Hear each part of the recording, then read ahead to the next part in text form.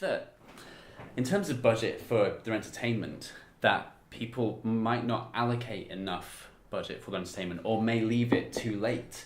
So it's not in the forefront of their mind when they're organising an event or wedding. So they might think, oh, I need this much for the venue, I need this much for the food, I need this much for whatever else. And it's like, oh, I haven't sorted out my entertainment yet, and I've only got this much left. Do you think it should be the other way around? Here's a reality check. Everyone will spend more than they want to spend at their wedding. Mm-hmm.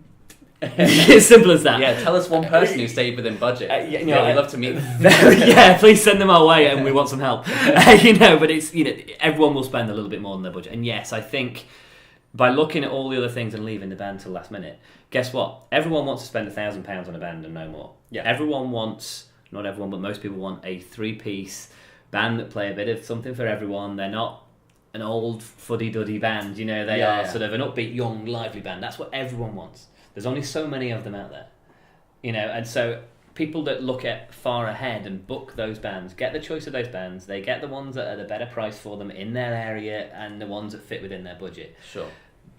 As it gets closer to the date, there's fewer or none of them available, and that's when you've got to start looking elsewhere, looking at other options, and that's when you might find that you slip over your budget. Okay. But like I say, the reality is everyone says £1,000.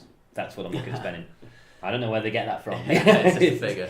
We've talked about this before in another video, but we talked about the fact that once you've booked your entertainment that far in advance, it really allows you to hone in on other parts of your wedding and start to plan around your entertainment instead of doing it the other way around. And that flow that you can have in your day will really kind of work better if you do it that way around. There's definitely, you'll have a theme in mind, you'll have an idea on what you want to do, but it will evolve and change over time. And your entertainment will enhance that theme. If not, your entertainment almost is the theme. Because say if you're having a rock and roll theme for your wedding, you need a rock and roll band, otherwise it's not going to happen. It's funny you mentioned that. I've had people in the past, they say, I'm having a rock and roll theme wedding, and that was rock and roll. I'm having a 50s rock and roll theme wedding.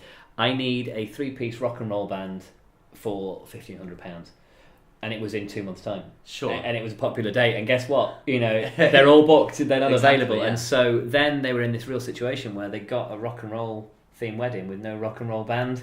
Sure. And it became very stressful. And so I think there's certain facets of the day that need to be done first to make sure that it all falls into place. I suppose the other way around, that if you don't have a theme and you're struggling to think of, how can we set up our wedding? What kind of theme do we want? Do we want it to be romantic or a winter theme?